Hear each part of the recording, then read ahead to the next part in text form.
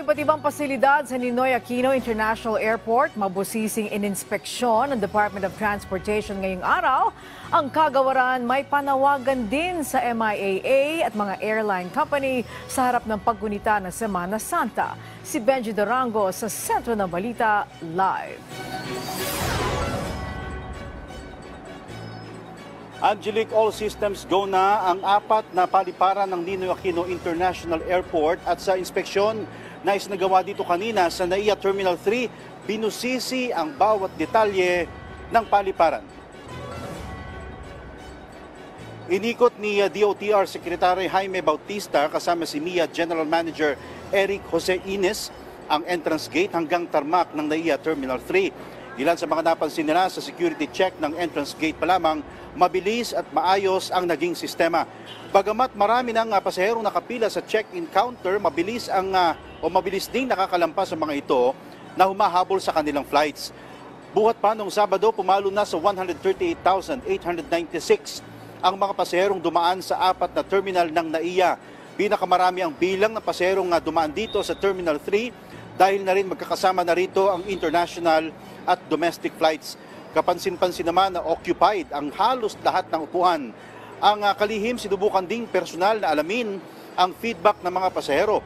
Positibo naman ang tugon ng kanyang mga nakausap mula sa kalinisan at serbisyong ibinibigay ng airport personnel sa mga pasahero. Pati rin ang CR hindi nakaligtas, sinilip din ang kalihim para masigurong naglilinis ang mga cleaner ng paliparan.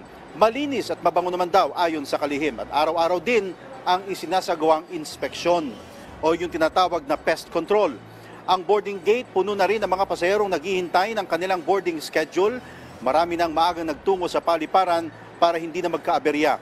Gusto sanang iwasan ng kalihim ang delayed at canceled flights kaya nanawagan siya ng teamwork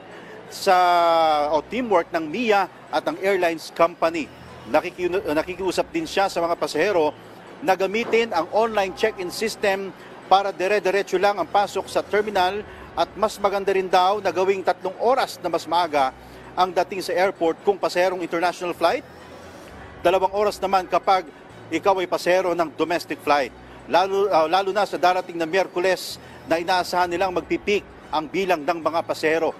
Sinisiguro ng DOTR ng MIA na gumagana ang lahat ng government facility para masiguro ang maayos at matiwasay na paglalakbay ng mga pasahero ngayong Semana Santa. Maganda yung nakita namin, no? Maayos ang kondisyon ng ating mga terminals, maayos ang CR, no?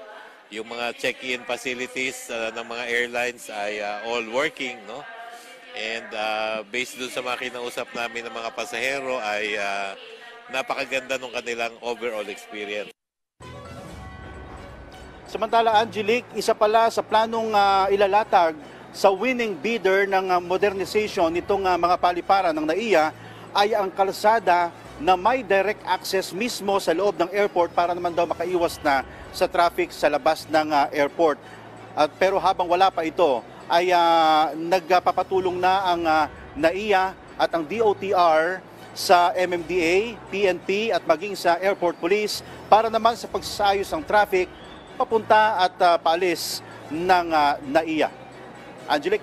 Okay, Benji, minsan nang nabalita dyan yung mga daga at surot. Wala bang namamasyal o magbabiyahing daga ngayon? Wala na bang mga latest incident dyan?